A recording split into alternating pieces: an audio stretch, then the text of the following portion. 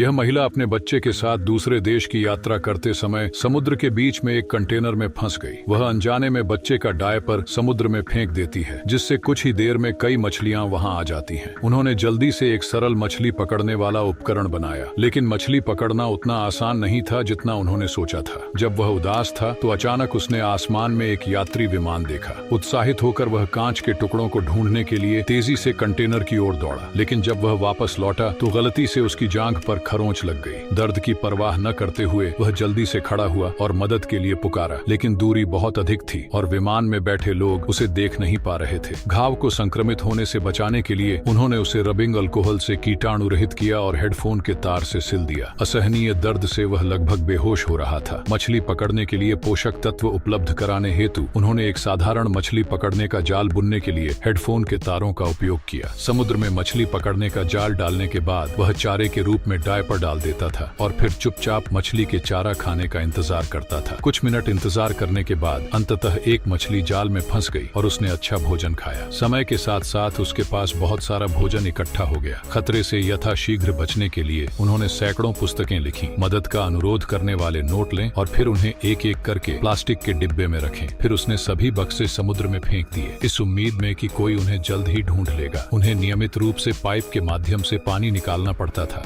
अन्यथा पानी भर जाने पर वे समुद्र की तलहटी में डूब जाते। बच्चे को सर्दी लगने की चिंता है। उसने एक थर्मस में शराब डाली और आग जला दी ताकि बच्चा गर्म रहे। चूंकि फोन की स्क्रीन क्षतिग्रस्त थी और उसे अनलॉक नहीं किया जा सकता था, इसलिए वह केवल अपने पति के फोन का इंतजार कर सकती थी। लेकिन उस रात अचानक पति बुरी खबर लेकर आता है कि उसे गोली लग गई है और उसकी हालत गंभीर है तथा वह महिला को नहीं बचा पाएगा। वह रो पड़ा और महिला से कहा कि वह मजबूत रहे और जीवित रहे। यह सुनकर महिला को बहुत दुख हुआ, लेकिन उसने कोई शिकायत नहीं, बल्कि उसने अपने पति को बताया कि उसने एक बच्चे को जन्म दिया है। उसने अपने पति से बच्चे से कुछ भावुक शब्द कहने को कहा और बच्चे का नाम नोनो रखा। तभी फोन की बैटरी खत्म हो गई और दोनों का संपर्क पूरी तरह टूट गया। कुछ दिनों के बाद जल स्तर अपने उच्चतम बिंदु पर पहुंच गया और वह